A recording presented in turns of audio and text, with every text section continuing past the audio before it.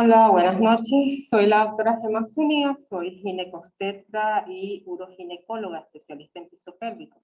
Bienvenidos sean todos, las madres, felicidades por su embarazo, futuras mamás. ¿Cuántas son ahorita de las pacientes primerizas? ¿Cuántas ya son mamás?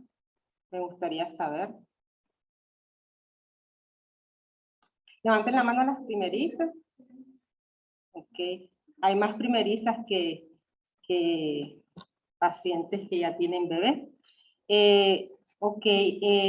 Para darnos una idea, ¿verdad? Este curso va a tratar acerca de los principales factores de riesgo, las medidas que debemos de tomar, conocimiento acerca de signos de alarma, por los cuales una embarazada debe acudir o buscar a su médico de cabecera para evitar complicaciones maternas y complicaciones fetales, con el objetivo de salvaguardar la vida tanto del bebé como de la madre. Me gustaría saber de las pacientes que están acá, cuántas de ustedes saben acerca de los principales signos de alarma que deben de ser identificados para acudir a un hospital o llamar a su médico de cabecera. Si alguna quisiera participar. ¿Cómo es su nombre? Kaylin. Correcto. ¿Otro signo?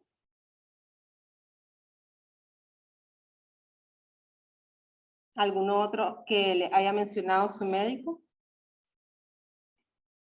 ¿Cómo es su nombre? ¿Usted levantó la mano? Ah, no. Ok, disculpe. ¿Usted? Correcto. Edema de miembros inferiores, le llamamos nosotros los médicos. ¿Algún otro?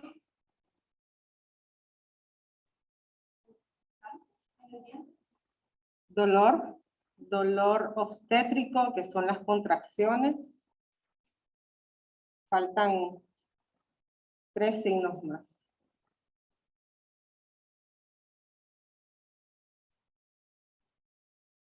Otro puede ser ruptura prematura de membrana o la salida de líquido.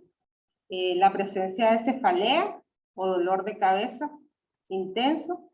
Esta puede ir asociado a un edema de los miembros inferiores, que es cuando los miembros se inflaman, las piernas. Y si va asociado a cefalea, podría sospecharse que estamos ante una preeclampsia. ¿Ok? Además, hacemos una serie de exámenes rutinarios para ver si realmente se trata de una preeclampsia o solamente un síntoma que apareció ya al final de la gestación, porque este tiende a aparecer y a presentarse al final de la gestación. También otro signo de alarma es la fiebre. Si una paciente embarazada, independientemente de la edad gestacional que esté presentando, porque esto se clasifica en 3 trimestres, un embarazo.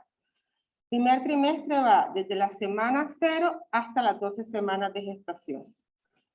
Segundo trimestre va desde la semana 12-1 hasta la semana 28 de gestación. Y tercer trimestre de la semana 28 hasta las 40 semanas.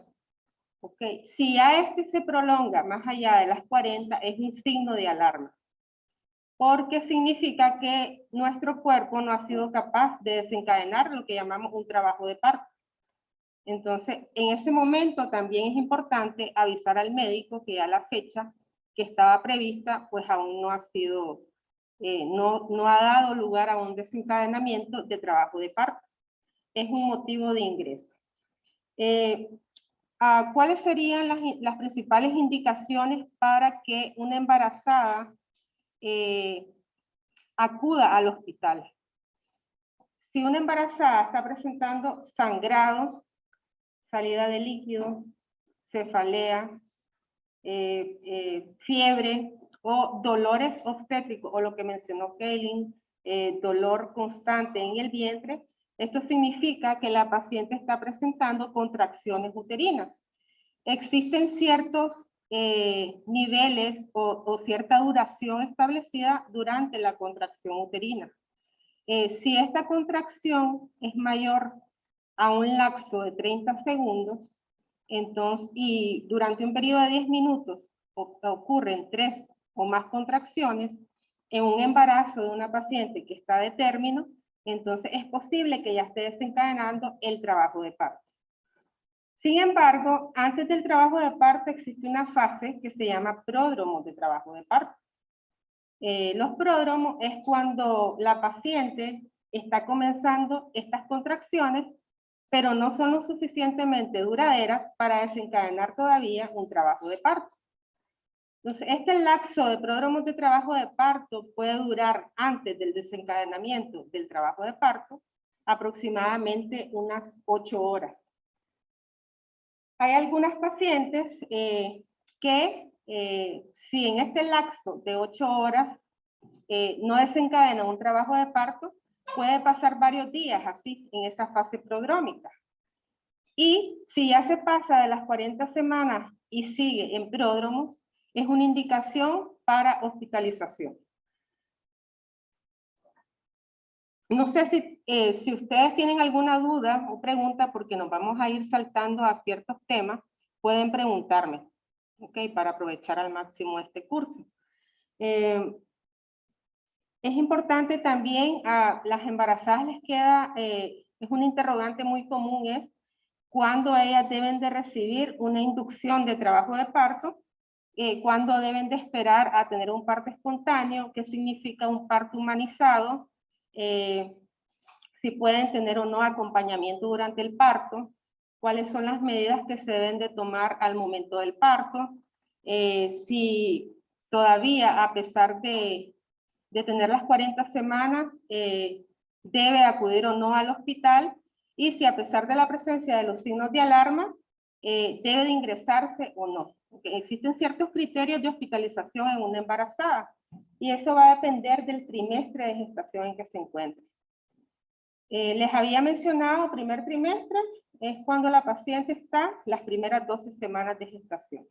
Existen ciertas enfermedades o patologías que pueden aparecer por trimestre de gestación. En el primer trimestre de gestación lo más común es el aborto y un embarazo ectópico. Estas patologías o enfermedades producen sangrado principalmente. Es por ello que el sangrado es un signo de alarma principal o primordial que debe de alertarte a llamar a tu médico o acudir a un hospital, porque no es normal en ninguna fase del embarazo que presenten sangrado. En el segundo trimestre, las patologías o enfermedades más frecuentes puede ser el desencadenamiento de una hipertensión gestacional o una preeclampsia. Hipertensión gestacional y preeclampsia. Una hipertensión gestacional puede evolucionar a una preeclampsia. Y una preeclampsia, si no es vista a tiempo, puede evolucionar a una eclampsia. Preeclampsia significa la elevación de la presión arterial por arriba de ciertos valores que no están permitidos en una embarazada y que si no son tratados o descubiertos a tiempo, la paciente podría desencadenar una eclampsia y eso significa convulsión. Entonces, la preeclampsia sí es una patología que debe verse de inmediato y ser controlada.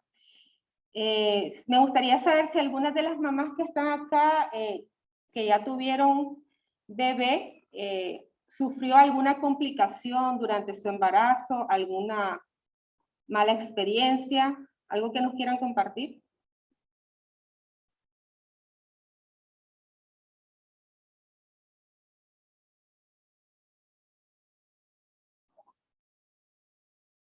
¿Todo estuvo bien? Ok.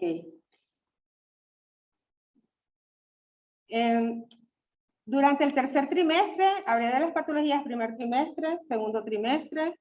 Ya en el tercer trimestre, las patologías más frecuentes continúa siendo la aparición de una preeclampsia o un síndrome hipertensivo gestacional.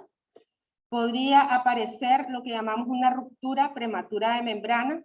Eso significa que la paciente rompió fuente antes de tiempo. Cuando la paciente nos llega a la consulta y nos dice de que presentó salida de líquido, hay alta sospecha de que la paciente haya presentado una ruptura. Romper fuente antes de un trabajo de parto tampoco es considerado normal, por tanto es considerado un signo de alarma, debido a que durante el trabajo de parto las membranas deben de llegar íntegras. Estas deben de romperse en un lapso de 30 minutos a 1 hora antes de que tu bebé va a nacer. ¿Ok? Si la paciente presenta salida de líquido y no es atendida de manera inmediata, esto podría desencadenarle una sepsis que equivale a una infección tanto materna como fetal, porque esa barrera de protección ya no existe. Las membranas amnióticas contienen anticuerpos, contienen ciertos productos que protegen al bebé contra infecciones. Entonces, cuando se rompe la fuente o hay una ruptura de membranas, cualquier microorganismo puede ascender fácilmente directamente hacia el bebé porque no está esa barrera de protección y causar lo que llamamos una coriamnionitis. Coriamnionitis significa inflamación de las membranas amnióticas y esto puede dar lugar tanto a una sepsis de la madre como a una sepsis neonatal. Entonces, por eso es muy importante tomar en cuenta y a consideración ese signo de alarma. El día de hoy vamos a sortear 3 premios, ¿verdad? A las mamás que nos digan los principales signos de alarma, las patologías por trimestre de las que debemos de estar pendientes y acerca del parto humanizado. ¿Qué es parto humanizado? Es la autonomía que debe de tener la paciente o la mujer que va a dar a luz de decidir sobre su cuerpo al momento del nacimiento. Esto le permite a ella que tenga derecho a un acompañamiento de un familiar. Ella es libre de decidir si puede estar el esposo, puede estar la mamá, puede estar una abuelita. Es libre de decidir con quién va a acompañar ese momento tan emotivo o tan íntimo e importante de su vida. También le permite libertad, es decir, debe de saber los peligros a los que se puede someter al momento del parto y los beneficios durante el acompañamiento del médico. Es decir, si al momento del parto necesitas un procedimiento o alguna intervención, la paciente es libre de decidir si ese procedimiento es tan necesario como para realizarlo. ¿Ok? Entonces debe tener el conocimiento y bajo un consentimiento proceder a realizar ciertas intervenciones. También es libre de decidir si desea un parto vía vaginal o si desea un parto vía cesárea, siempre y cuando los estándares establecidos dentro de la práctica médica estén adecuados a la paciente en base a sus factores de riesgo y las indicaciones, ya sea para una indicación de cesárea o para la indicación de un parto. Muchas veces las pacientes se preguntan, y es una pregunta muy común antes de lo que es el parto en un siguiente embarazo, si tienen cesárea anterior, si pueden parir de manera natural. ¿Ustedes creen que se puede dar esta situación? Una paciente que ya ha tenido una cesárea previa y posterior solicita un parto vía vaginal. Sí. Alguien que me explique cuál sería el motivo de poder darle un parto vía vaginal a una paciente con cesárea anterior. Que depende mucho del tiempo que transcurrió entre uno y otro. En este caso, tú me cuentas que ella tuvo un parto por cesárea de 10 años y antes de cesárea Okay. Pero pasaron 10 años. Sí, has mencionado un factor bastante importante y es el tiempo que ha transcurrido entre la cesárea anterior y el hecho de tener un siguiente parto. Es muy importante porque no está permitido brindar un parto vía vaginal después de cesárea cuando no han pasado al menos 2 años de la última cesárea, que es el lapso que ya nos permite poder brindar un parto vía vaginal después de cesárea. Tiene que haber transcurrido 2 años. Otro parámetro dentro del parto humanizado es que la paciente lo permita. Es decir, que ella solicite que quiere parir después de una cesárea. Si está dentro de estos parámetros establecidos en la práctica médica, perfectamente, por parto humanizado, ella puede optar a un parto después de cesárea. Existen otros parámetros a tomar en cuenta, eso es que el bebé venga en posición normal. ¿Cuál es la posición normal de un bebé? De nalguitas, de cabeza, cruzado. ¿Cuál creen ustedes? Es correcto. 100% el bebé debe venir de cabeza. Esa es la orientación normal. Existen ciertas alteraciones en esa posición.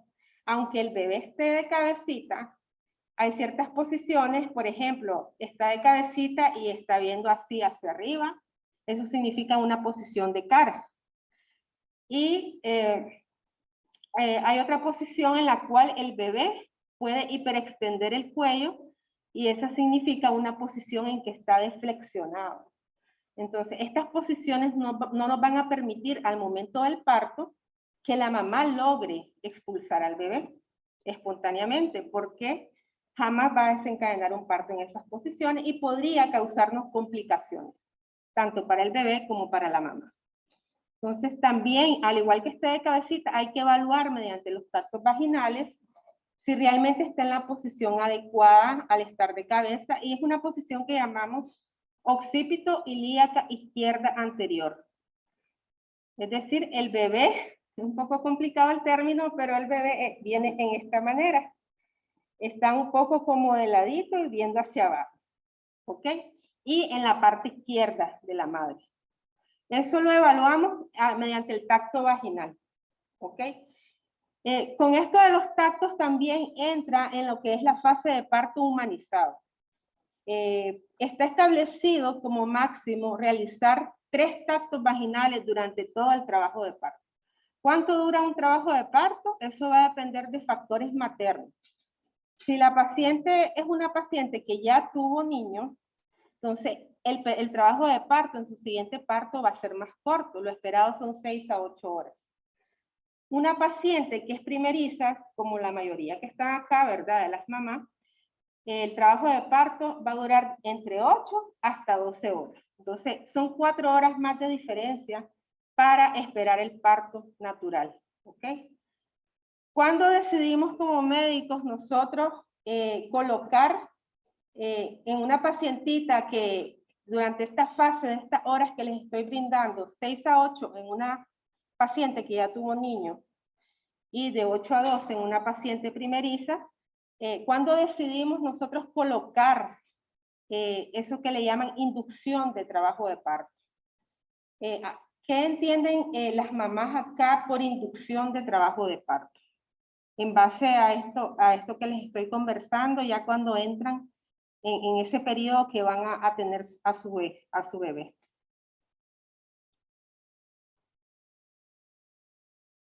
¿Usted? O sea, que el bebé no quiere salir, entonces como que se ponen algo para que trate de salir, para inducir. Sí, inducción de trabajo de parto es como la mamá en ese periodo no ha desencadenado todavía la cantidad de contracciones adecuadas para desencadenar un trabajo de parto, entonces inducimos el trabajo de parto. Existen ciertos fármacos que nosotros nos auxiliamos para poder inducir ese trabajo de parto. Pero esto tiene sus indicaciones maternas, también entra dentro del parto humanizado, porque si no hay indicación, no tenemos por qué utilizarlo, ¿ok?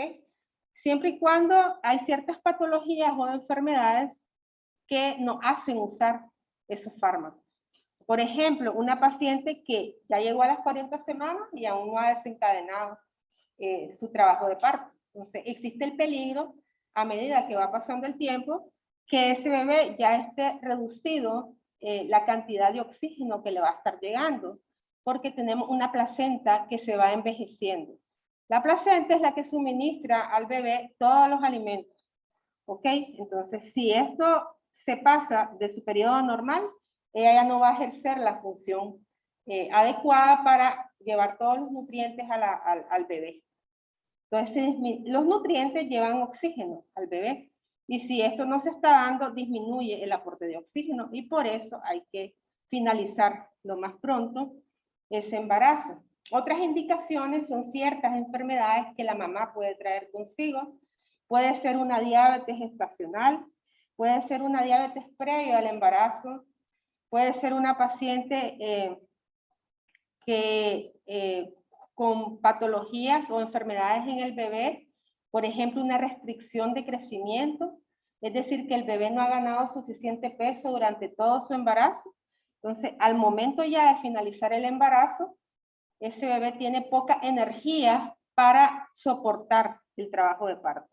Entonces, todos estos factores nos pueden predisponer que sufra complicaciones al momento del parto. Dentro de ellas puede ser una asfixia al momento del nacimiento, un agotamiento de la madre por las contracciones y que no logran desencadenar el parto, una infección fetal por el bajo sistema inmunológico.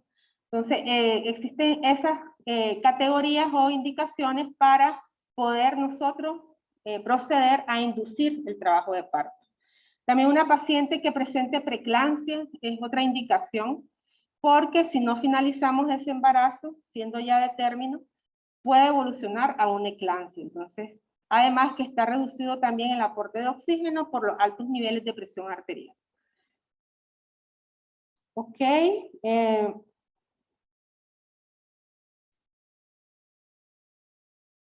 Si la paciente, hay aquí algo muy importante durante el embarazo y es una patología muy temida en nosotros los médicos, es algo que llamamos placenta previa. ¿Alguien acá de las embarazadas ha escuchado hablar acerca de placenta previa? Sí. Yo he leído de que la placenta previa es cuando el bebé, ¿verdad?, se implanta en el útero, queda muy cerca de la salida, y esto es peligroso. Sí, conoce bastante. La placenta previa es cuando está cerca del orificio cervical interno. Prácticamente lo está ocluyendo. El orificio cervical interno es el orificio del cervix. El cervix es cuando la estructura anatómica del útero, cuando nosotros realizamos un PAP. Entonces, en esa estructura, ese orificio, por ahí sale el bebecito. Más arriba está todo lo que es el cuerpo del útero y que contiene al bebé. Entonces, a través de ese orificio cervical interno, si está la placenta por delante de la cabeza del bebé, va a ocasionar un sangrado masivo. Entonces, esa es una indicación absoluta para una cesárea. Jamás podemos dar un parto en una placenta previa, principalmente cuando esta es oclusiva total, ¿okay? Porque va a desencadenar un sangrado abundante a la madre. Entonces, existen sus criterios absolutos en los cuales no podemos dar un parto vía vaginal. También, importante hablarles al momento del parto, sobre el parto humanizado. Se debe de permitir un acompañamiento, la mamá es libre de decidir quién va a acompañar al momento del parto. Otro aspecto importante es en qué posición ella va a tener a su bebé. Es decir, si acostada, si de pie, si de cuclillas, si sentada. Ella es libre de decidir la posición que ella desee, explicándole previamente cuál es la posición más ideal en que nosotros debemos atender ese parto. ¿Okay? También importante sobre la episiotomía. ¿Han escuchado hablar sobre episiotomía? Sí. ¿Qué es episiotomía? Correcto.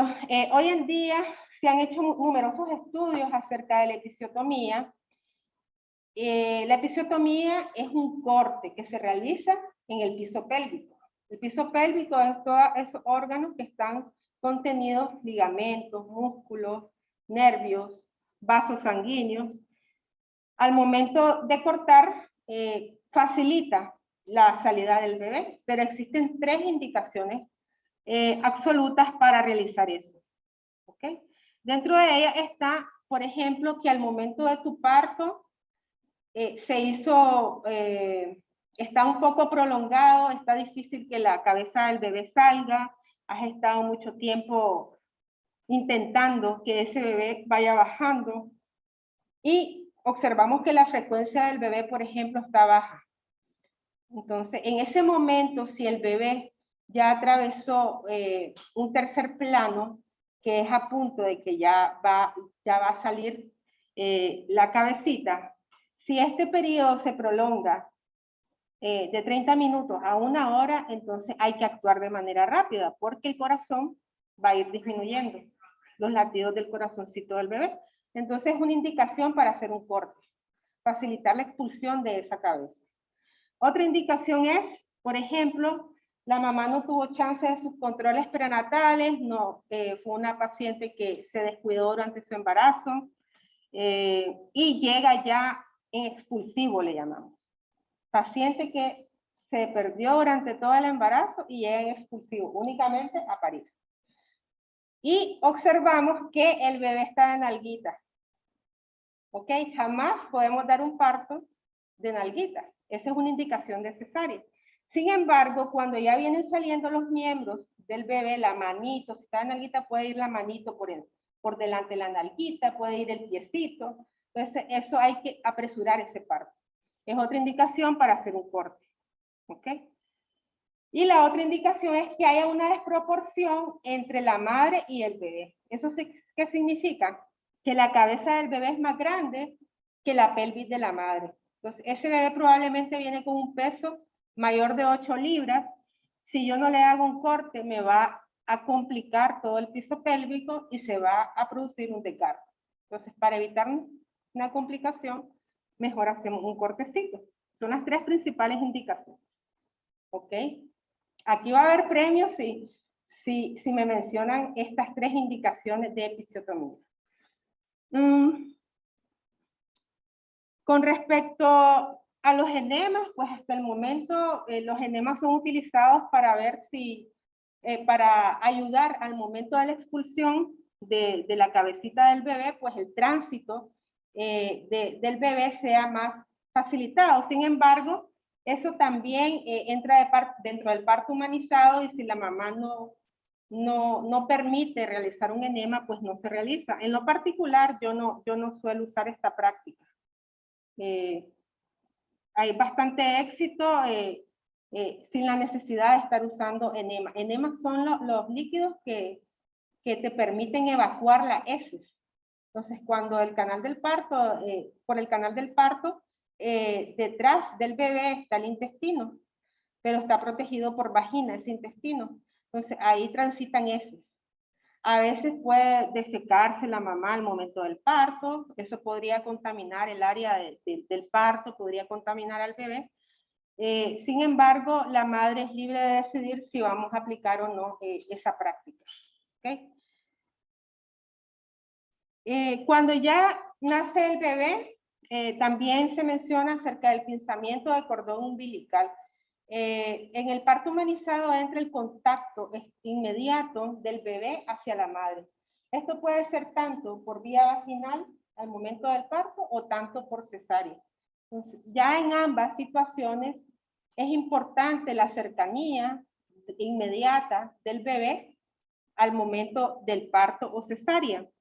El pinzamiento del cordón debe ser realizado en el primer minuto. Esto nos permite que al bebé le llegue lo suficiente oxígeno ya al momento del nacimiento y evite, por ejemplo, situaciones que más adelante podrían ocasionarle una anemia o un decremento en la ganancia de peso, por ejemplo, durante su crecimiento, también complicaciones neurológicas. De tal manera que el apego precoz del bebé con la madre a futuro te va a generar muchos beneficios, dentro de ello es un desarrollo neurológico adecuado, también se ha visto que está asociado a un aumento, a una disminución, perdón, en lo que es la depresión, la ansiedad, ya cuando el bebé va efectuando su desarrollo. Entonces es bastante importante el apego precoz entre la madre Y el bebé, y también te favorece la lactancia materna de manera inmediata, que es la que contiene pues todos los nutrientes. Ok, vamos a hacer las 3 preguntas para el premio a las mamás. Levanten la mano a las 3 mamás que les gustaría participar. Ok. La primera pregunta es que me mencionen al menos 3 signos de alarma para llamar a tu médico de cabecera, a tu ginecólogo, o para acudir de inmediato al hospital. Solo 3 menciones. Ok, ¿usted? Sangrado, fiebre y porque era como... Okay, las contracciones deben de ser con una duración de 30 segundos, que sean de 3 a más contracciones en un lapso de 10 minutos. Eso significa que ya estás encaminada a desencadenar un trabajo de parto. Ganadora. Aplausos para la... ¿Cómo es tu nombre? Ana Lucía, perfecto. La otra pregunta es las 3 principales indicaciones para que la mamá se le pueda permitir un corte al momento del nacimiento del bebé. Bueno, ella levantó la mano primero, vamos a ver. ¿Cómo es su nombre, amor? Luzbela. Ok, Luzbela.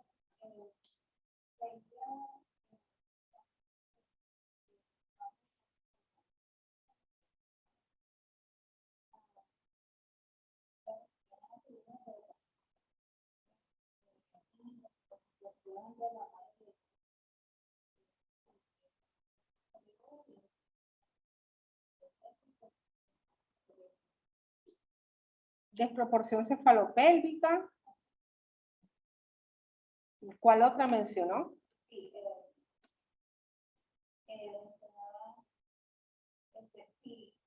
si el parto se trabaja, si tardaba mucho en que el bebé saliera y el mismo caso y Bajaba, correcto.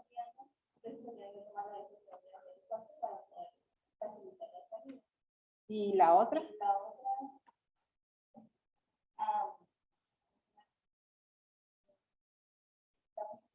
Correcto. Otra ganadora, aplausos. La otra pregunta, vamos a... ¿qué es parto humanizado? ¿Quién me podría usted? ¿Okay? cuando la paciente le dan la opción de decidir si quiere estar acompañado o no, y si quiere el parto, ya sea por la necesaria, siempre y cuando no haya decía qué posición quiere tener, ya sea acostado, de cría o de pie. Correcto. Este término es bastante amplio de parto humanizado, pero como la palabra lo menciona, tenemos que hacer del parto un momento, el momento más emotivo para la madre, porque es un momento tan importante, tan emotivo, que ella tiene que ser libre de decidir cómo va a hacer ese momento tan importante de su vida, ¿verdad? ¿Quién la va a acompañar? ¿En qué posición va a tener a su bebé?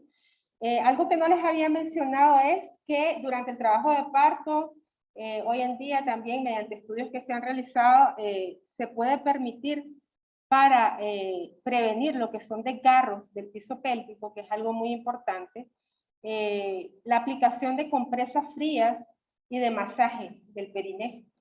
El periné es la entrada de la vagina y todas esas estructuras como músculos, nervios, vasos sanguíneos, ligamentos, que nos permiten que se estiren todos esos músculos durante el trabajo de parto. Sin embargo, si estos no están lo suficientemente relajados, podría ocurrir un desgarro al momento del parto. Por tanto, se ha estudiado y se ha permitido que se coloquen compresas calientes y eso nos permite un relajamiento de la fibra muscular y por tanto previene un desgarro. También es importante el masaje perineal y también entra dentro del parto humanizado por quién se va a dar ese masaje, porque es un área que es íntima de la mujer. ¿Okay? Entonces, no necesariamente tiene que darlo el médico, se puede dar una consejería mediante videos. Existen también tutoriales en YouTube que pueden ustedes buscar de cómo es dado ese masaje y lo puede hacer la propia pareja de la paciente. Y todo eso va a facilitar la expulsión del bebé al momento del parto y nos va a disminuir de complicaciones. Ese masaje consiste en que vas a introducir 2 deditos a cada lado de la vagina con tus 2 manos y vas a ir haciendo movimientos rotativos con el pulgar hacia afuera. Y eso puede durar durante un lapso de 3 minutos durante cada contracción. Y eso te va preparando al momento de la expulsión de la cabeza fetal. Y favorece bastante la disminución de complicaciones, tanto maternas como fetales. ¿Ok? Entonces, es importante. Felicidades a la otra ganadora. ¿Cómo es su nombre? Arlen. Ok, ya tenemos las 3 mamás ganadoras. Ahora va a pasar mi colega, compañero, a hablar acerca de analgesia del parto, que es algo bastante...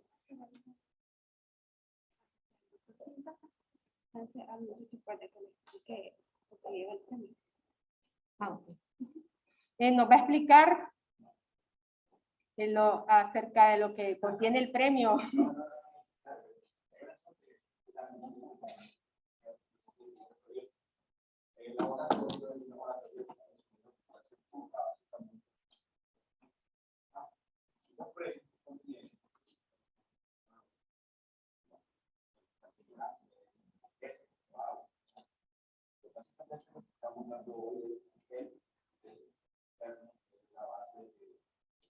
Nuestros productos son totalmente legales.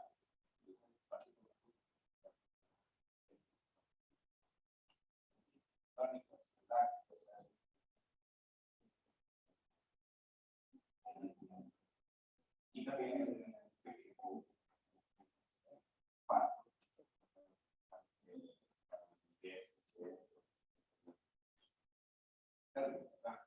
entonces también tenemos unos test que son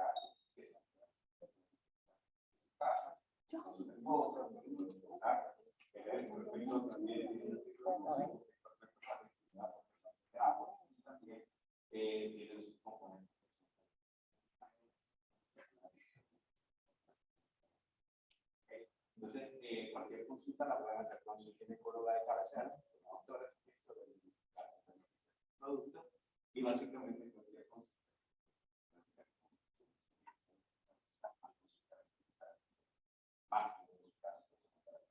Te lo felicito y les deseo su éxito.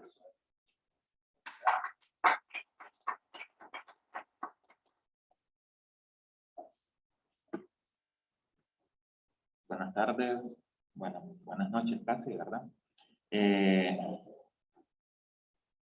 Mi nombre es Donald Fierro, soy médico especialista en anestesia y hoy vamos a hablar un tema acerca de analgesia en el trabajo de parto o analgesia para el trabajo de parto. Quisiera saber si alguien sabía que existe esta técnica o esta opción para un parto natural. Quisiera saber si alguien conocía de esto, si me puede levantar su mano. 2, 3. Los que no sabían que existía analgesia para el parto o parto sin dolor, levanten la mano. Los que no sabían. 1, 2, 3. Bueno, mitad y mitad, ¿verdad?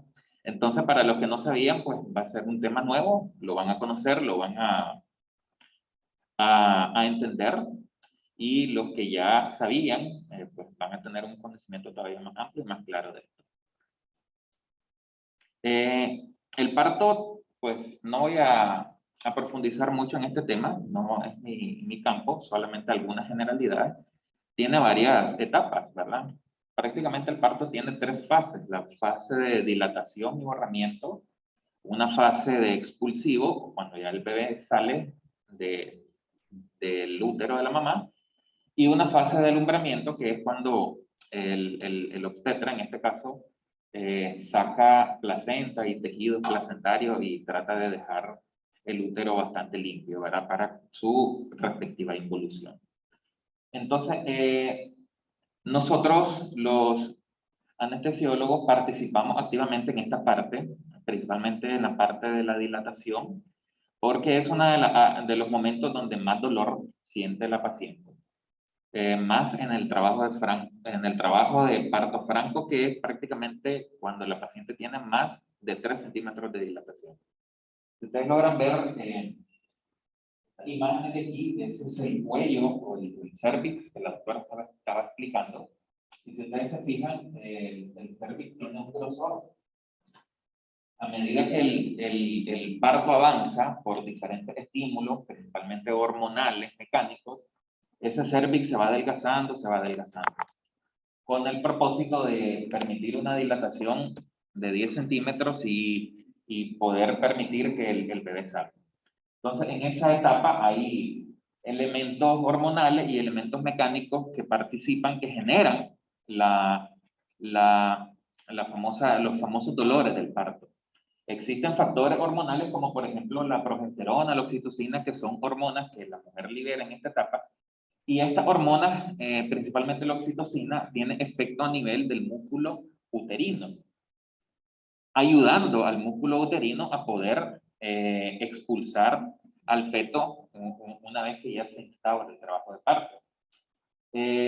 Y en esta parte, pues, es la parte donde la mujer, la embarazada, siente mayormente los dolores. ¿Cómo se forma el dolor del parto? Bueno,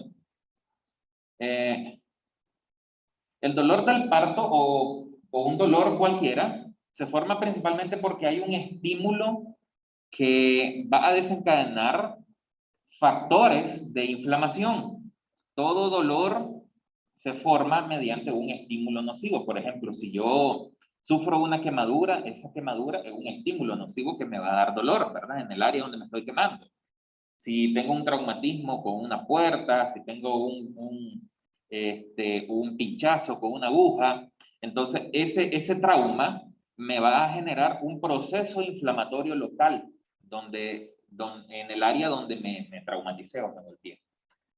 Ese estímulo va a formar o se van a formar distintos factores de inflamación, como por ejemplo prostaglandinas, que son sustancias que inflaman el cuerpo, plaquetas con factor de complemento y un sinnúmero de sustancias o productos químicos que van a generar un estímulo doloroso.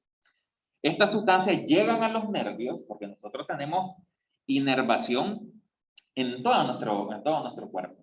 Entonces, estos factores de inflamación llegan a los nervios y les dicen a los nervios: hey, nervio, estás dormido, despertate, que hay un proceso de inflamación, de dolor aquí, necesitamos que esta información la envíe al cerebro para que haya un procesamiento de esa información. Entonces, se activan los nervios, eso se llama sensibilización, y se forman algo que se llama, desde el punto de vista médico, potencial de acción, o sea que el nervio se genera una corriente eléctrica. Y esa corriente eléctrica viaja por los distintos nervios, llega a la médula espinal, ahí hay en la médula espinal un relevo de la información y después esa información sigue viajando hasta llegar a nuestro cerebro. Y nuestro cerebro percibe toda esa información, pero la percibe de una forma de información neuroquímica. O sea, hay neurotransmisores, hay sustancias químicas, pero ya nuestro cerebro agarra toda esa información y la procesa como una sensación incómoda, una sensación desagradable, una sensación no grata. Nuestro cerebro ya lo procesa así. De hecho, el dolor es bastante subjetivo, no hay un diagnóstico o una definición como tal. Los libros lo definen como una sensación desagradable, algo que te molesta, algo que te está generando un momento desagradable. Entonces, así lo percibe el dolor. El dolor así lo percibe nuestro cerebro. Entonces, ¿qué es lo que hacemos nosotros, los anestesiólogos, en esta etapa? Nosotros tratamos de producir un bloqueo de esa transmisión del dolor. El dolor viaja por diferentes rutas hasta nuestro cerebro. Entonces, ¿qué es lo que hacemos nosotros? Tratamos de que esa información dolorosa bloquearle en un punto. Es como que yo vaya, aquí estamos en el kilómetro 10, ¿verdad? Más o menos. Yo vaya hasta el kilómetro 14, pero ahí por el 10,5 hay un accidente y no puede pasar los vehículos. Entonces, eso es lo que nosotros provocamos, un bloqueo en esa transmisión de ese dolor, de tal forma que no llega esa estimulación al cerebro y la paciente va a sentir algo agradable, porque no está procesándose un proceso un proceso informativo del dolor. De tal forma que hay diferentes nervios que están en la parte geniturinaria, y esos nervios pues son varios. Hay un nervio hipogástrico interno, hay nervios hipogástricos derecho e izquierdo. Después de esos nervios viaja la información hacia una cadena de nervios en nuestra columna. El asunto es que todos estos nervios llegan a la médula, y de la médula también hay conexiones nerviosas hasta el cerebro, y eso es algo normal, fisiológico, se tiene que dar, ¿verdad? Entonces nosotros en un momento de esa información, en un momento, bloqueamos esa información. ¿Cómo la hacemos? La hacemos de una manera que, con el propósito de cambiar esa cara, sufriendo, aquella parte alegre, ¿verdad? Cuando ya viene el parto y las mujeres se llenan de ansiedad, se llenan de nervios, bueno, creo que esa foto todavía no refleja la verdadera cara del dolor, es bastante fingida, pero imagínense algo así, algo horroroso, ¿verdad? Algo que ustedes no quieren pasarlo, porque ¿quién quiere pasar un momento de dolor? Nadie, ¿verdad? Entonces la idea es cambiar ese rostro por un rostro algo así, ¿no? Bonito, aquello agradable, aquello que dé gusto, aquello que emocione, que llene de felicidad. Y entonces en esta parte nosotros como médicos anestesiólogos favorecemos a que haya felicidad en esta etapa tan importante. Trabajamos siempre en equipo, trabajamos con los colegas ginecólogos, trabajamos con los pediatras, porque tiene que haber un equipo multidisciplinario donde todos nos entendamos y podamos apoyarnos mutuamente, de tal forma que si el parto tiene ciertas complicaciones, decidir en equipo, explicarle a la paciente, porque muchas veces no es muy feliz el desenlace. A veces tenemos que salir hasta las operaciones a operar a una paciente porque hubo algo durante el parto que no está bien, y pues nos obliga a tomar decisiones un poco rápidas. Pero al menos en mi experiencia hemos tenido 90% de nacimientos exitosos con analgesia del parto, y han sido muy pocas, pero muy contadas las pacientes que han tenido alguna u otra contrariedad, que nos hemos tenido que ir corriendo hasta las operaciones a hacerles una cesárea de urgencia. Entonces aquí definimos qué es la anestesia. Bueno, la anestesia es la privación de sensaciones. Nosotros privamos sensaciones principalmente desagradables o dolorosas. Cuando esta privación del dolor va acompañado de pérdida de la conciencia, eso se llama anestesia general. Por ejemplo, cuando yo tengo que dormir a una paciente por cualquier razón, una anestesia general completa, entonces yo administro medicamentos que privan del dolor, pero también administro medicamentos que quitan la conciencia. Hay una pérdida de la conciencia reversible, y esto ya se convierte en una anestesia general. Pero en el caso de la analgesia del parto, es la administración de anestésicos para quitar la percepción dolorosa, o sea que la paciente está consciente, participa activamente en los pujos, en las orientaciones que se le va dando. Ella está consciente, ella está respirando normal, está con su fuerza motora normal, con su fuerza de pujo, sin afectaciones. Lo único que no siente la parte dolorosa. Y esto lo logramos mediante abordajes con anestésicos locales o locorregionales.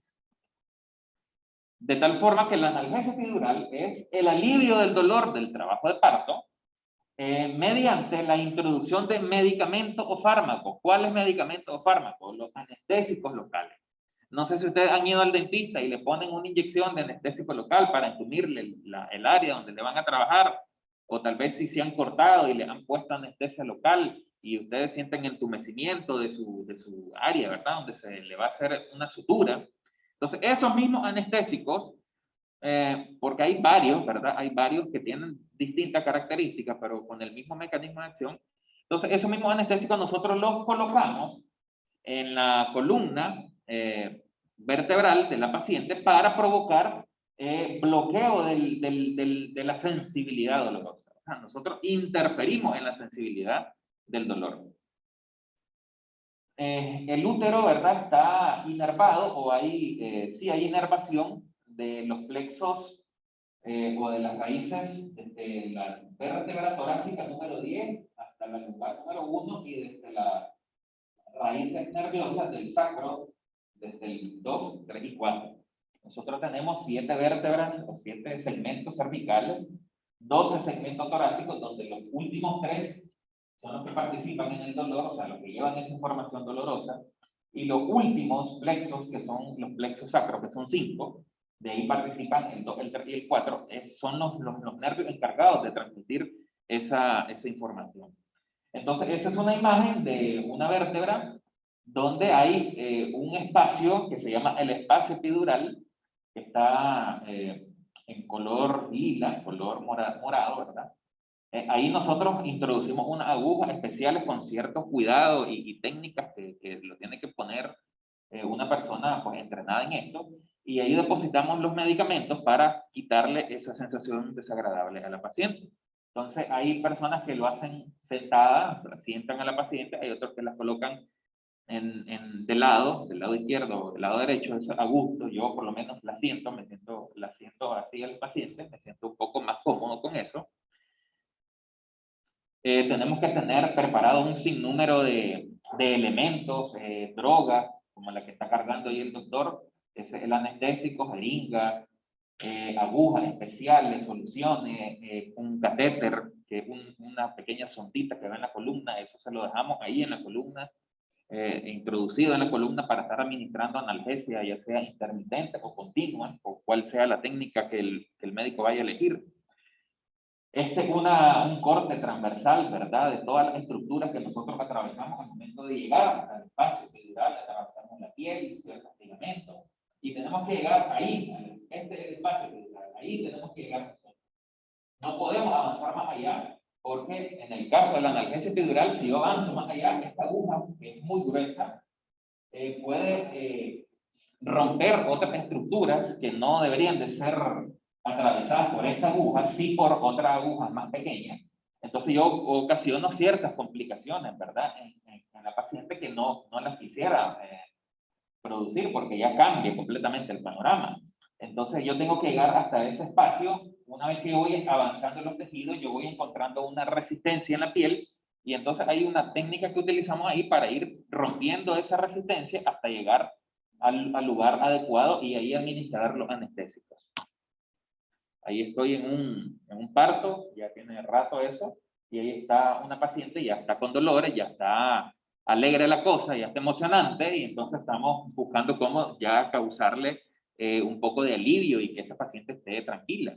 Después de la analgesia, la paciente puede caminar, puede andar por el pasillo del hospital, caminando para que el parto avance mejor. Ella puede hacer sus funciones habituales, ¿verdad? Para cualquier cosa. Lo único pues que está sin dolor. Es algo espectacular, ¿no? Algo fenomenal, porque ella está con sus contracciones activas, el trabajo de parto va avanzando, pero ella está tranquila, está sin dolor. Luego dejamos esa sondita, ese catéter epidural, en la espalda de la paciente para estar administrando subsecuentemente medicamentos. O a veces con una sola administración, pues basta, eso depende de cada una. Generalmente las pacientes que son por primera vez, el parto es un poco más tequioso, más duradero, en tiempo, podemos pasar 6 horas, 7 horas, nos podemos desvelar, llegar a la madrugada. Aunque hay primerizas que avanzan súper rápido, no es algo de 2 más 2 es 4, es algo impredecible. Así como también hay multigestas que duran mucho su parto, pero generalmente las que tienen 1 o 2 o más hijos, o ya han tenido más partos, generalmente el trabajo de parto es mucho más rápido. Hace unos días atrás, tuvimos una paciente que venimos desde las 4 de la tarde y ahí tuvimos casi a medianoche. La muchacha ya tuvo su bebé. Otra paciente que la trajimos, era el segundo bebé, vino a las 2 de la tarde, a las 4:30, 5 de la tarde, había parido. Ya había tenido una linda bebé, una niña muy bonita. Entonces eso es algo impredecible, no podemos saber, ¿verdad? Solamente tenemos idea de que la primeriza sí, es un poco más tardado, pero la que tiene ya el segundo hijo ya es un poco más rápido. Luego dejamos la zona cubierta, ¿verdad? Con ese catéter para estar administrando más medicamentos a la paciente. Quiero ver si puedo reproducir rapidito este video corto para que vean la dinámica. No sé si se va a poder.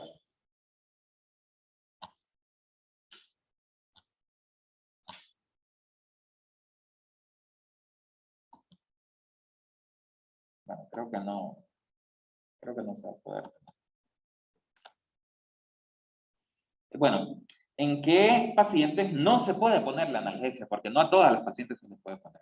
Por ejemplo, la paciente que diga, yo no quiero que me toquen la espalda, yo no quiero que me pichen. Rechazo del paciente, no voy a obligarla. Ella decide, como decía la doctora con el parto humanizado, ella es la que va a decidir eso, ¿no? Pacientes que tengan enfermedades de la sangre o coagulopatías. Paciente que tenga una hemorragia, venga aquí con una hemorragia y eso le desencadene alteración hemodinámica, no podemos administrar la anestesia epidural porque inestabiliza más a la paciente. Pacientes con trastorno de las plaquetas, con plaquetas menores a 100.000, eso es algo relativo, pues. Yo di analgesia al parto a una paciente que tenía púrpura trombocitopénica, que es una enfermedad donde hay disminución de las plaquetas y de la calidad de las plaquetas. Y logramos llevarla a esta paciente hasta 100.000, le pusimos la analgesia, no hubo ninguna eventualidad, el sangrado fue de lo más normal y ella logró salir sin ninguna complicación. Eso es bastante, hay que evaluar bien al paciente. Pacientes que tienen aumento de la presión intracraneal, aumento por alguna masa ocupativa del cerebro, por cualquier trastorno que genera aumento de la presión intracraneal, paciente que no coopera del todo. Hay distintas, ¿no? Hay varias causas para nosotros no administrar la analgesia. Alguna alergia a los anestésicos, enfermedad séptica en la paciente, no podemos nosotros tocar la columna cuando hay una fiebre, una sepsis, porque eso pues puede contaminar también en la zona donde estamos trabajando y pues agregamos otro problema, etcétera, ¿no? ¿Qué beneficios va a traer para la paciente? Bueno, como les decía, la mujer participa activamente en la llegada de su hijo, bloquea lo que es la sensación dolorosa y no alteramos sus facultades mentales. La paciente está consciente, está alegre, está platicando.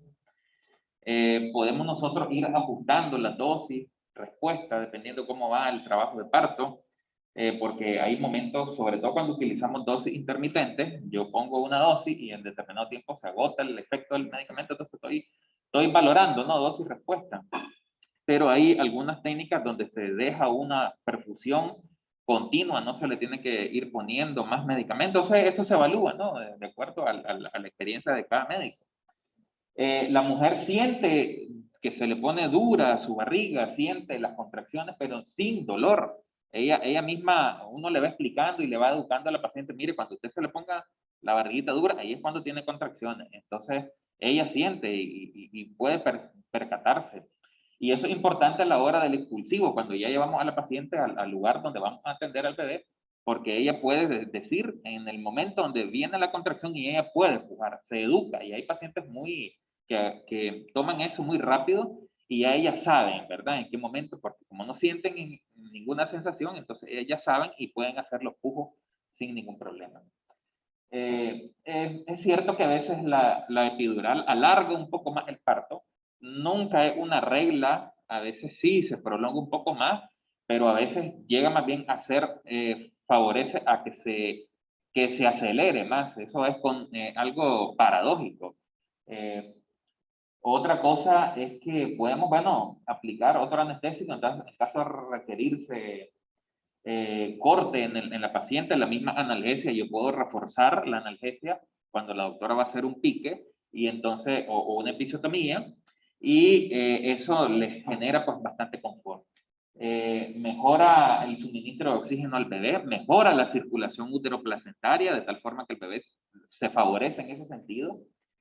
El trabajo pulmonar y cardiovascular de la mujer se ve favorecido porque al momento de estar con dolor hay un mayor trabajo del corazón, hay un mayor trabajo de los pulmones. Entonces, esto lo favorecemos, lo mejoramos un poco más. Y algo importante que disminuimos la ansiedad y el temor que de muchas mujeres a la hora del parto. Hay muchas mujeres porque, sobre todo las que van a tener su experiencia por primera vez, que están con muchas dudas, con mucha ansiedad y esto pues les ayuda a reducir un poco este tipo de afectaciones. No sé si alguien tiene alguna pregunta, alguna duda.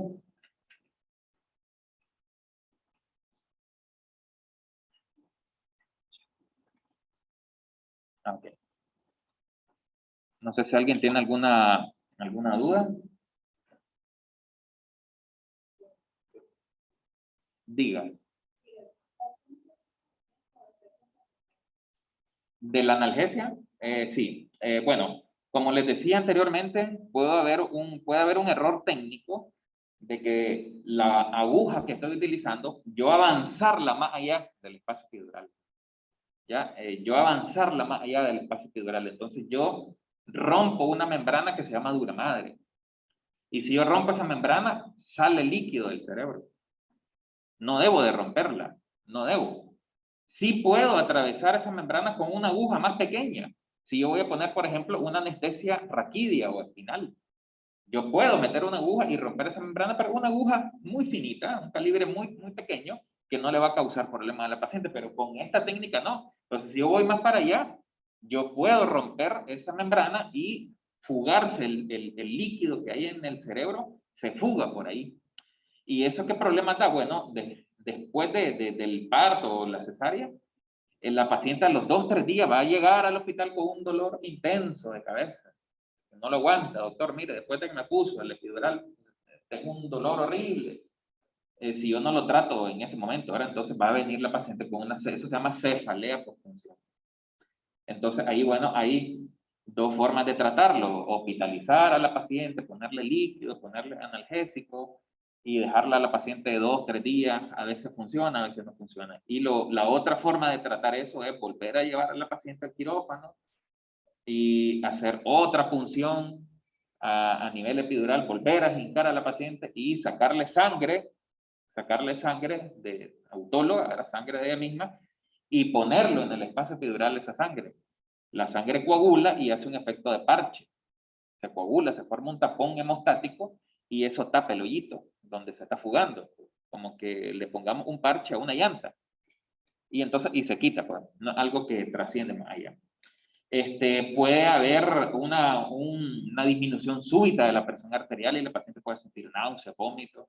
Por eso es importante hidratar a la paciente, pasarle líquido. La paciente puede hidratarse también por vía oral. Puede existir, sí, claro que sí, puede existir una lesión nerviosa. Claro que sí puede existir.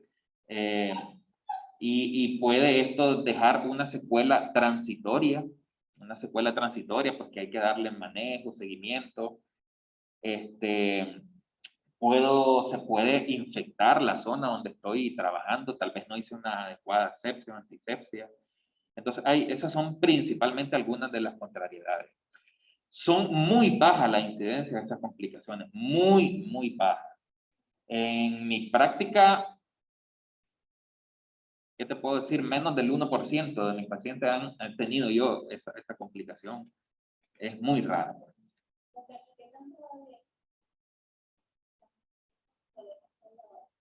Eso es una pregunta muy importante porque hay un tabú, ¿no? Una vez que la paciente se somete a una anestesia epidural o una anestesia raquídea y años después genera un dolor lumbar.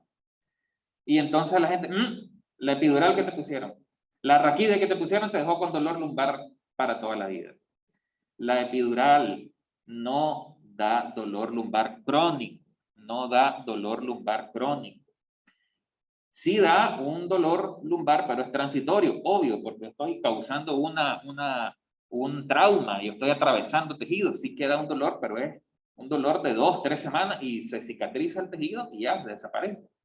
Pero si ya usted presenta un dolor lumbar crónico y que no se le quita, usted tiene que buscar otras causas de dolor lumbar. ¿Ok? Sí. En mi caso, tengo entendido que un poco como la medicina limpia, hay una entrevista que no se va bien. Obviamente, pues estoy embarazada, me gustaría la opción de pero tengo ese temor de que como tengo un problemita, yo de por sí tengo un dolor aquí en el trabajo. Es relativo, ¿verdad? Es relativo. Habría que, para mayor seguridad, para mayor certeza, hacer estudios de imágenes, o sea, una resonancia que me diga que usted no tiene compromiso radicular, que sus nervios no están atrapados, que sus nervios no están siendo oprimidos por alguna causa, ¿verdad? Y si usted manifiesta síntomas radiculares, calambres en los pies, adormecimiento o el mismo dolor lumbar, es una cosa relativa, ¿verdad? No le podría decir no se le puede poner o sí se le puede poner. Habría que hacer ese tipo de estudios. Si no hay ningún compromiso nervioso, no habría una contraindicación. Si ya hay algún compromiso radicular, sí es algo bastante problema, ¿verdad? Porque no es que la anestesia pueda ocasionarte el daño, simplemente que la anestesia hace florecer el problema. Tuvimos una paciente hace muchos años que llegó sin ninguna patología.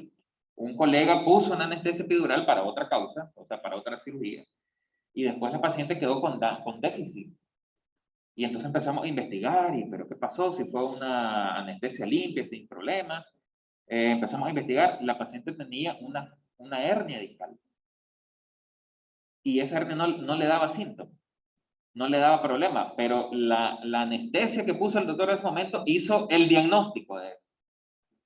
Y entonces ya el paciente queda con aquello, bueno, que la anestesia me lo causó. No, tú tal vez ya tenías un problema que no te daba síntomas y la anestesia simplemente como que lo aclaró, lo hizo florecer, ¿verdad? Entonces son algo bastante relativo, habría que estudiar bien su caso. Caballero.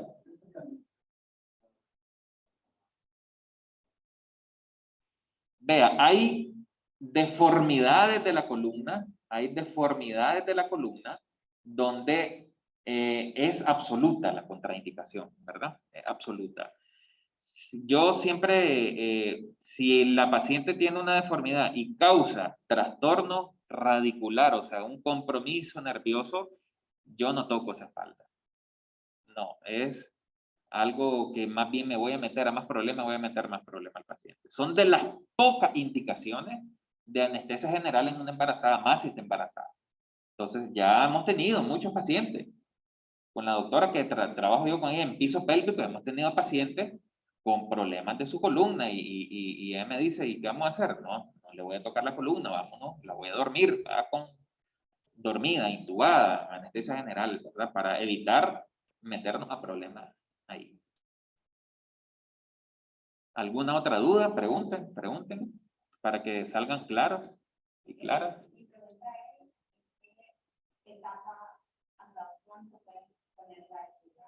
Muy bien, perfecto. Normalmente tienen que haber ciertas condiciones del cérvix para nosotros decidir en qué momento vamos a ponerle epidural. Correcto.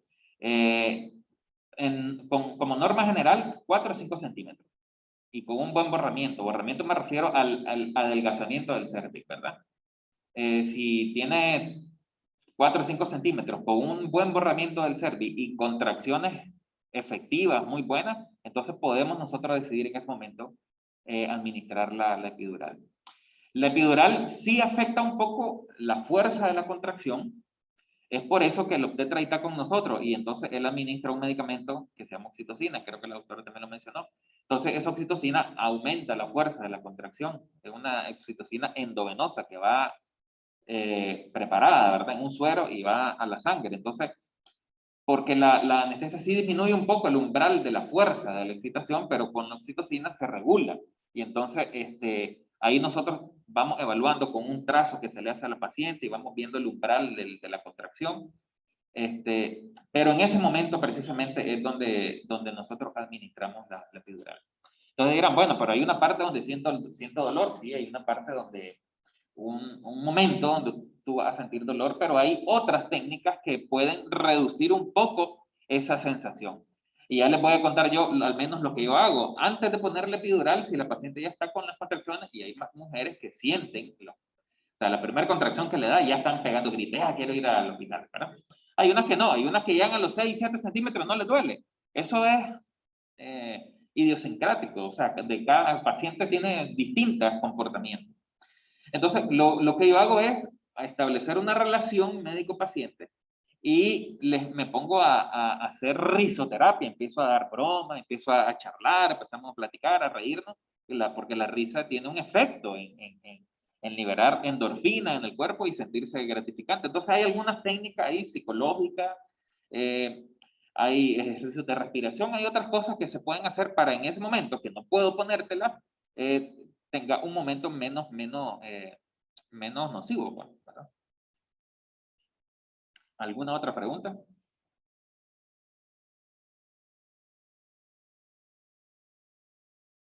Bueno, solo me resta darle gracias por su atención y esperando que tengan un nacimiento pues exitoso, sea cual sea la forma de finalizar el embarazo, ¿verdad? Porque a veces quisiéramos que todos fueran así bonitos, pero hay momentos donde hay situaciones que nos obligan a hacer otro tipo de manejo y pues siempre ambas cosas al momento del nacimiento pues se olvida todo uno lo que sufre esto hace que pues su momento sea más tolerable y más satisfactorio. Muchas gracias.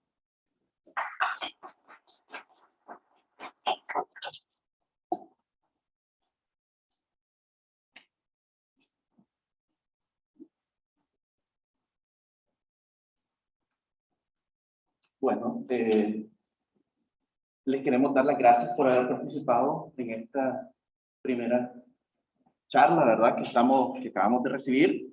Queremos agradecer a la doctora Zúñiga y al doctor Fierro por haberse tomado este tiempo